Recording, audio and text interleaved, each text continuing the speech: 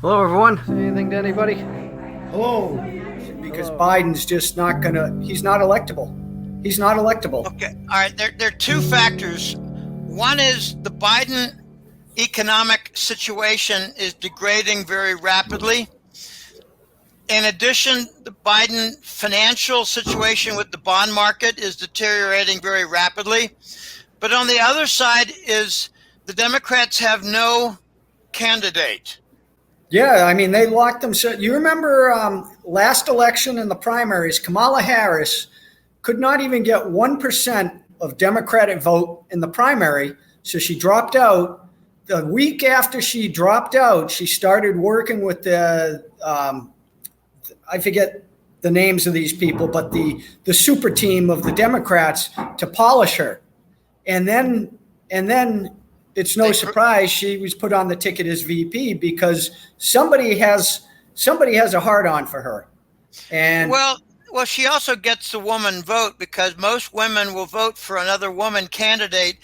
And I hate to say this, I'm not a woman hater. I've just seen it in too many elections. Wouldn't they be more likely to vote for a good-looking guy than another woman? Because women can be pretty catty. Women be pretty catty. No, they voted for Hillary in the New York Senate, for the New York Senate seat. Yeah. Her qualifications were nothing. Yeah, because of the abortion, probably. Well, no, she had a vagina. No, I'm not trying to be funny. Women tend to vote for a woman candidate because she has a vagina. That's very interesting. I've never really thought that. I've always, like Bill Clinton and John Kennedy, right? A lot of women will vote for them because they think he's an attractive guy without even thinking about. My mother voted for John Kennedy, and when I was 11 years old, I said, "Why, Mom? What about Kennedy do you like besides the fact that he's a Catholic?" And she said, "He's a good man." And I said, "What about him do you like?" "Well, he's very handsome." Yeah. And I said, "What about him do you really like regarding the country?" And she said, "I don't really know." Yeah. Okay? Yeah. All right. Kamala Harris helped the Biden show by putting a woman on the ticket. And she's dark-skinned. I've read statistical analyses of women votes, and it is astonishing. Okay? It's not complimentary of mental process being used for casting a vote. But, let me be fair. I believe 1/3 of Americans are dumber than a rock. Oh, yeah. Okay? So you have to deal with the 1/3 that can be moved, that can be molded, that can listen to reason, listen to watch and observe and evaluate evidence, but that requires critical thinking.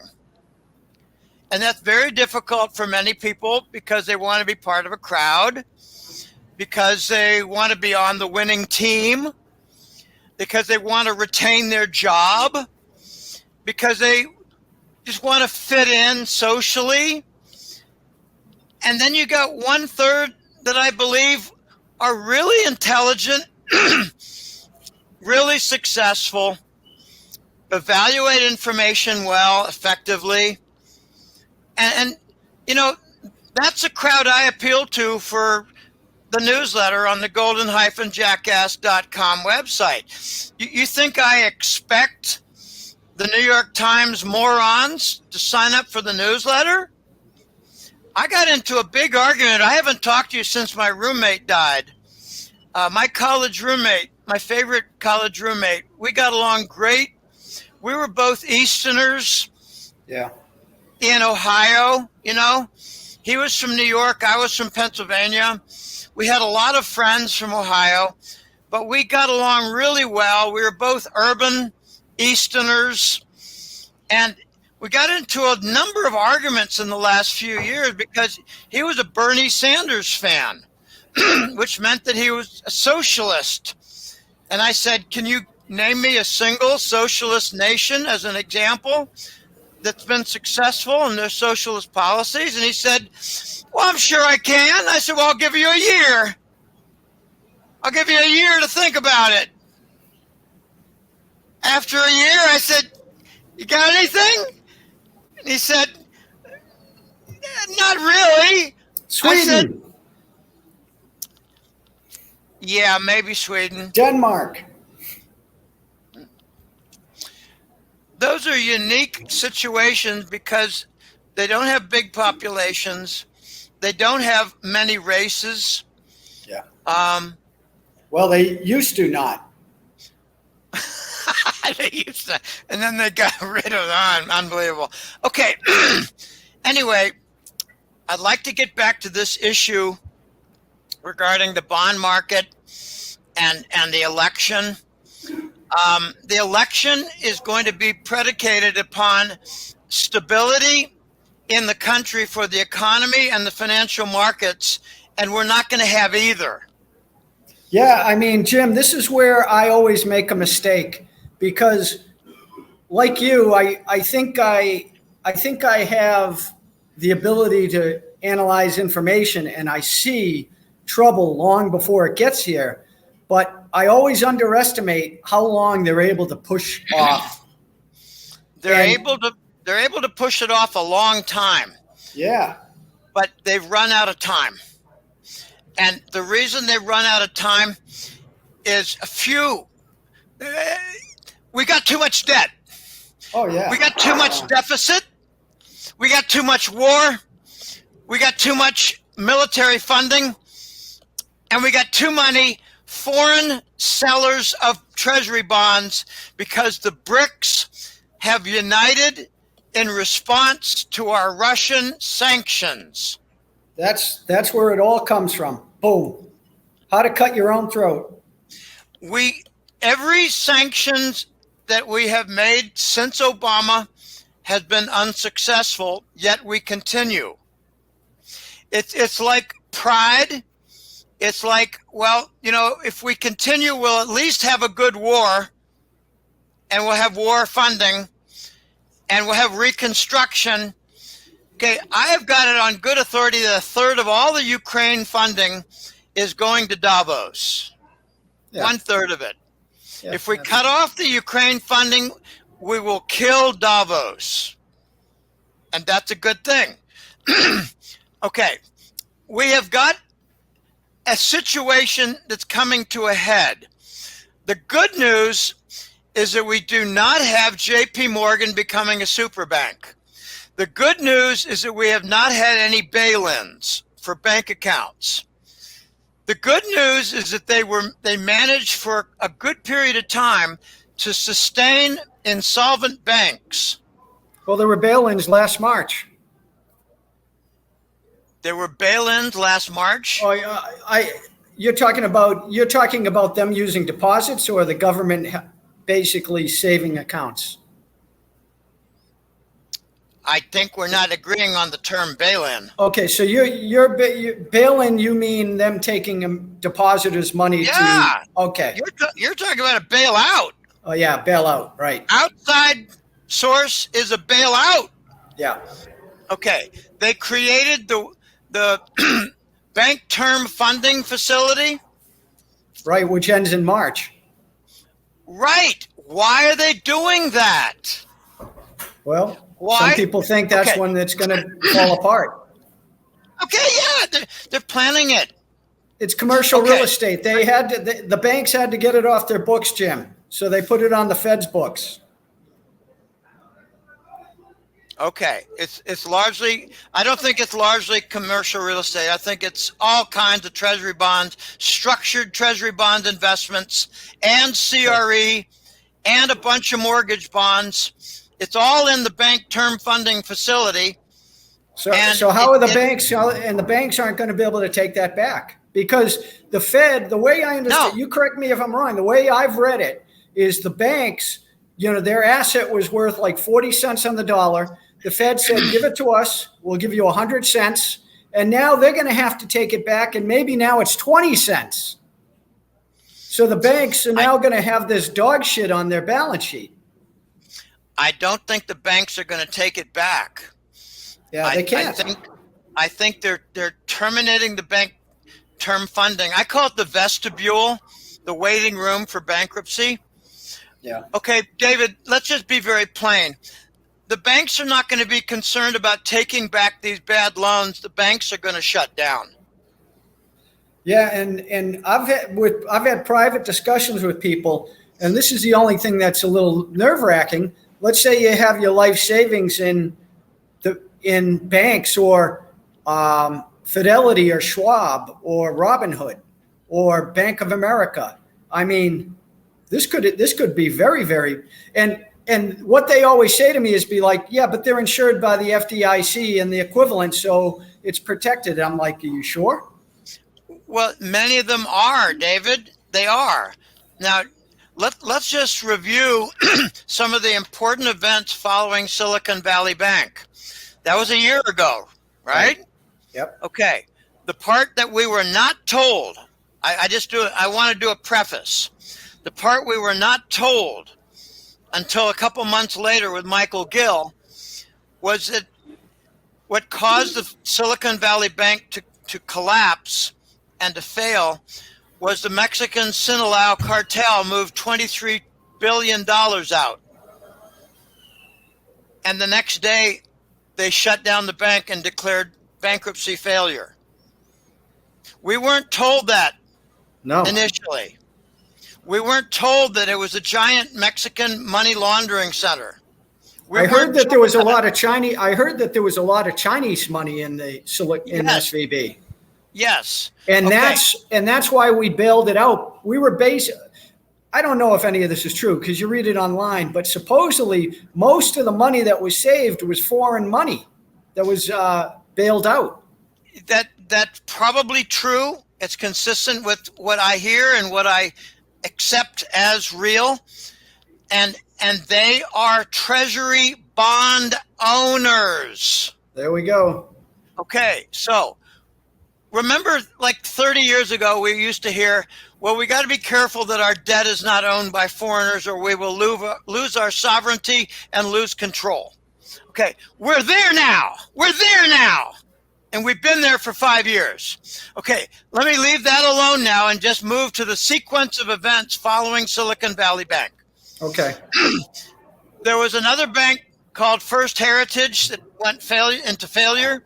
Yeah. And there was another bank following that. It had the name First in it. I cannot remember the name. First Heritage and First something.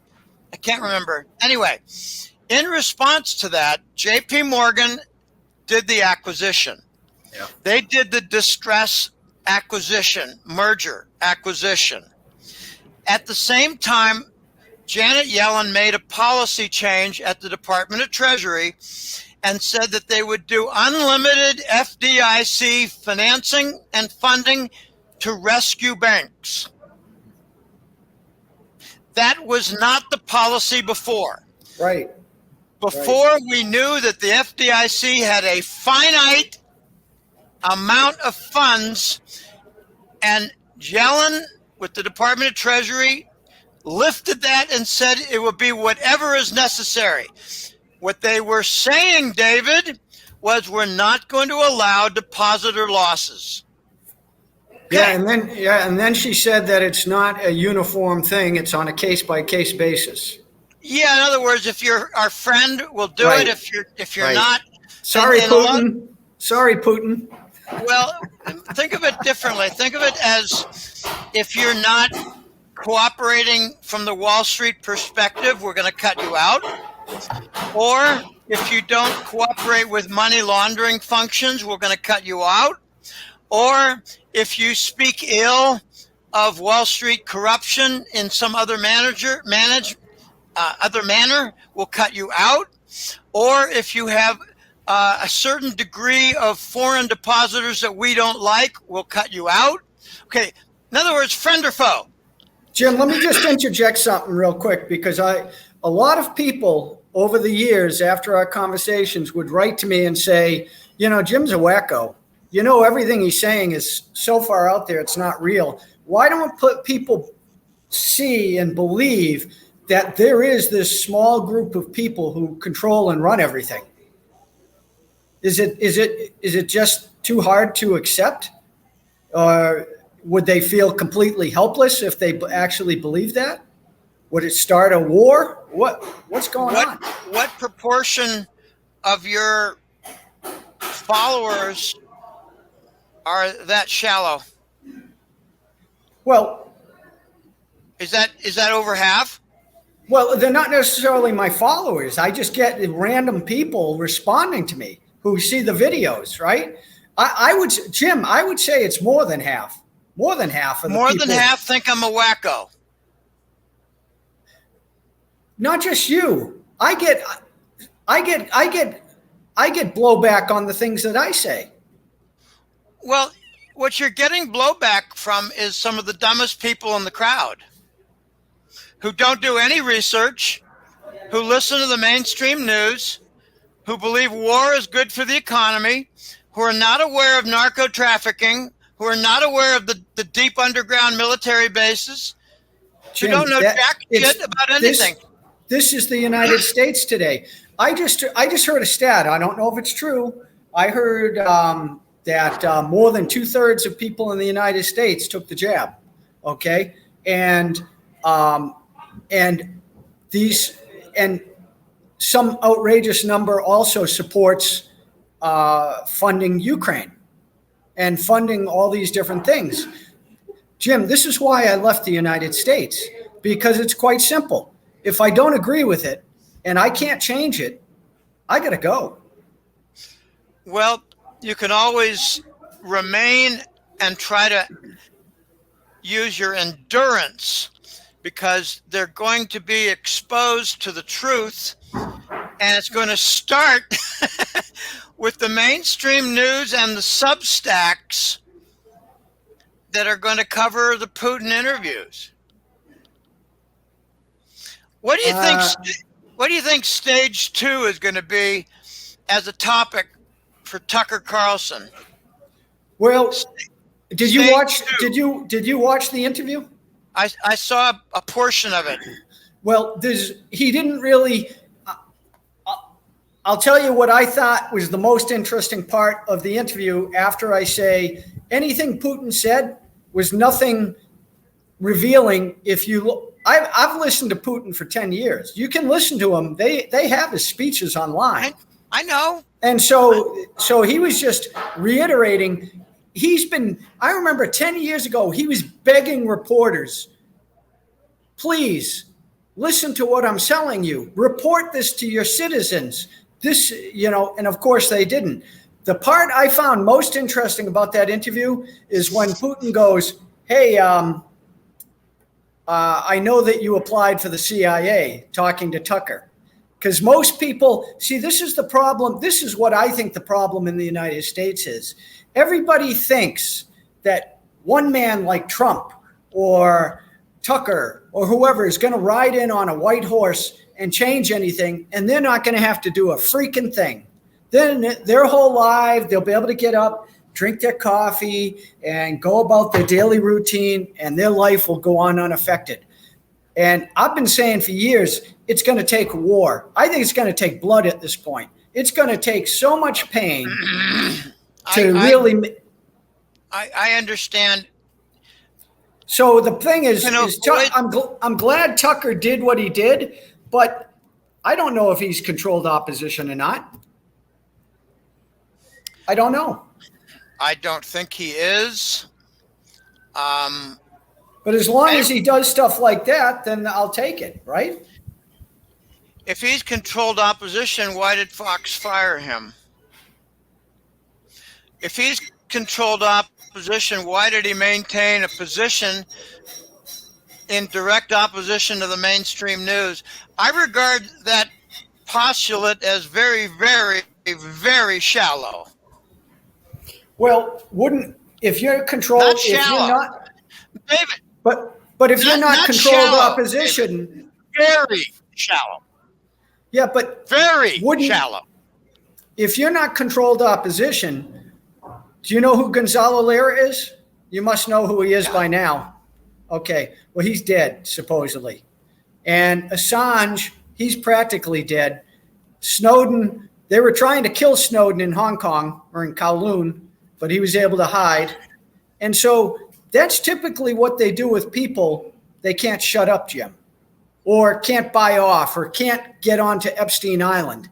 They typically I understand that. They don't reward you financially and make you famous. I know. I think you operate under a premise that the cabal still has near total power, and I don't buy it. We've had disagreements now for over a year, David, and it's over your rather broad belief that the cabal has near total power and has control of most everything, and the White Alliance has almost no progress, and that is specifically why we have been in conflict. Well, I don't see it as a conflict, but maybe a disagreement. If you don't think the White Alliance has made any progress, and anyone who is making progress in the name of the White Alliance is controlled opposition, then we have nothing in common. Well, Jim, all I can tell you is what the results are, and so far the results are. You don't see the results. Well, I see that evil is still in complete control right now. No, it's not. Evil has control of a large portion, and you regard it as total still after we've had 18 months of disagreements.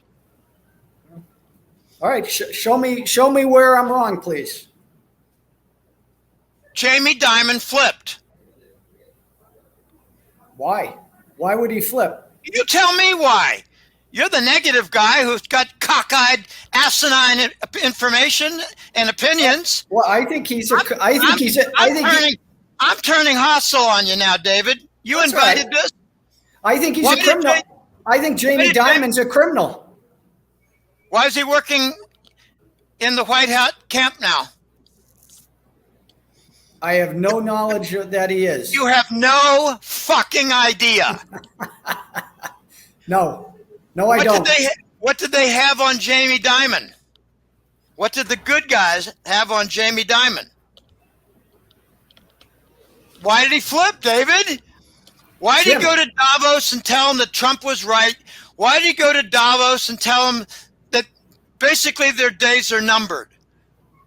Why did Jamie Dimon flip? How? What? What happened? You got all this wonderful information about the cabal being in total control. You don't have any idea what's going on with Jamie Dimon. Well, it's one of the biggest events in a century, and you don't comprehend. Well, all I can tell you is J.P. Morgan just reported all-time record profits. And I have no concern about financial chicanery and one-off accounting and bullshit pro forma. Well, I don't follow the numbers. I follow the concepts, and you don't. Well, the bottom line is no. It's your bottom line. It's not the bottom line. Well, my bottom line is what? What is my bottom line in your opinion? With Jamie Dimon? Yeah, what's going on with Jamie Dimon? I told you, I don't know. Exactly. Then why do you maintain your opinions? Because until I see something change, how am I going to know? I haven't seen anything change. So he comes out and he says a few words. He just reported he's still a corrupt piece of shit. Right. Why'd he flip? Are you even aware that he flipped? I told you, I am not aware that Jamie Dimon has flipped to the good guys. Oh, well. Haven't seen it.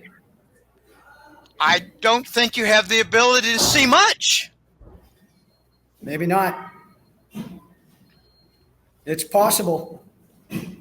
I think you're running around with a severe perception problem. Jim, that's possible. And I think you're a good guy, but I mean, what do you say to a half-blind guy? Well, you're talking about all of us, Jim. We're No, dealing I'm not. No. Do not include yourself in the crowd. I talk with a lot of people. Nobody has complete information. No, I know. The fact that you don't know what's going on with Jaimin does not mean that one has to have complete information. You don't have important information.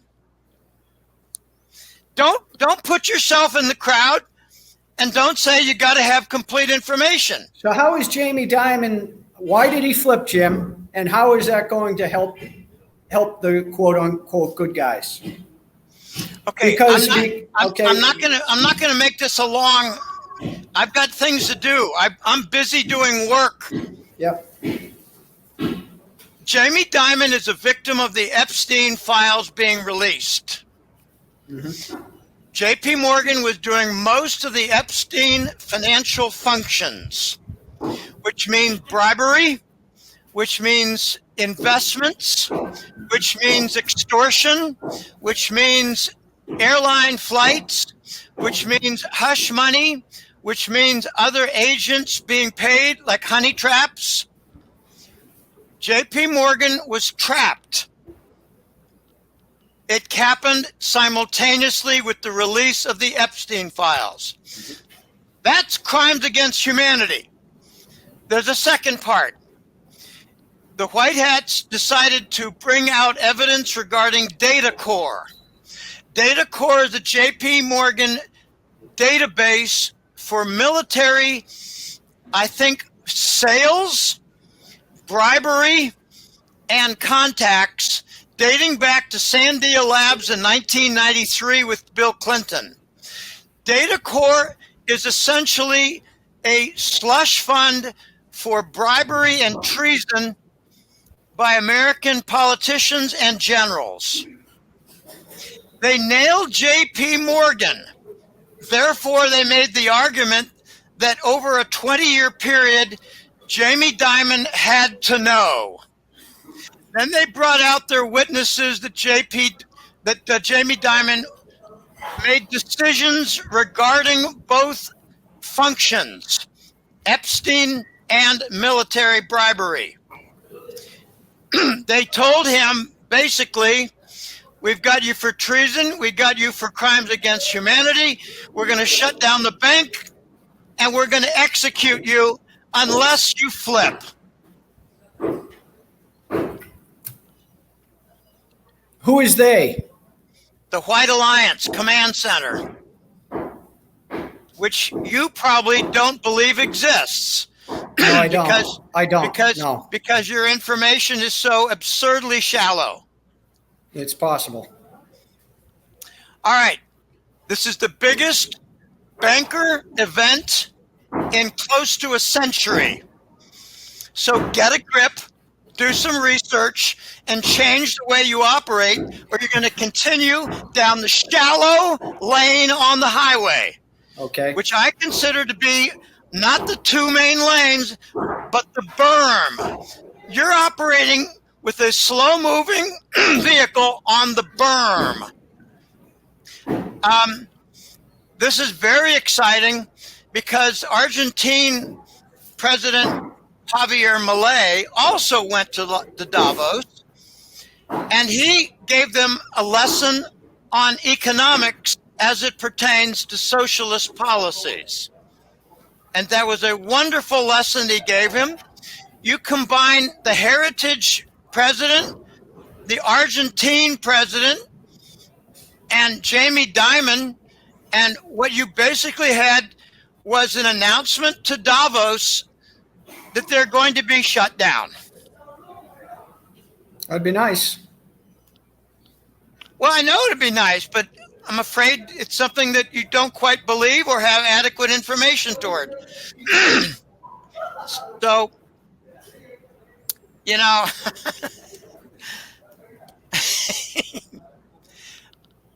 do you subscribe to my newsletter? I used to, Jim. Yeah, well, it'd be a good idea if you did so you could become better informed. Yeah. Now, I'm not usually hostile, but when people tell me that they don't see anything positive, they don't see anything toward reform or resolution, I regard them as blind or really bad researchers. So, Well, you know, I let the it's like a man telling me he's a good man, Jim. I don't listen to the words. I watch the actions. If he's going out, having infinite, you're watching. No, you're watching the prices and you're missing the events. I believe this is my belief, Dave. The stock market is up, therefore the cabal has retained control. That's my belief regarding your perception. As you alluded to before, is the powers that be basically control the financial markets completely. I don't give a shit. I made a point and you're not even responding to it. I said, because the financial markets are up, you believe the cabal is still in full control.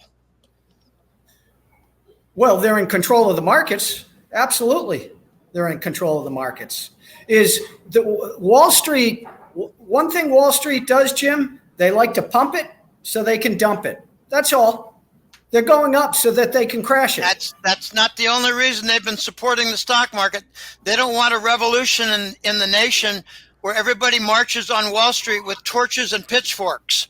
Well, I've said it for multiple years, and in the only thing that Biden can turn to, and forget about these job numbers, is he can turn to people and say, "Hey, is your stock market account better than it was when last year or 2 years ago?" I know. He's talking to you. No, he's not talking to me because I don't listen to him. I'm saying that if you look at the Biden administration, the Biden administration it's not an administration, it's a show. If you call it an administration, then you're shallow. Call it what you will. Whoever I call it what it is. It's a show. Yeah. Okay. Well, he's wearing a mask. What's that? Is that an administration? Well, it's a show. Well, I've often said the movie Dave, Hollywood typically, what happens in Hollywood is usually a preview of what's coming in real life. And the movie Dave very good. Kevin Kline, great show. Yeah. And not only that, but the Truman Show with Jim Carrey, that's another one. Okay, we're getting these previews. Keanu Reeves recently said Matrix was a documentary. Well, there's an element of truth to that.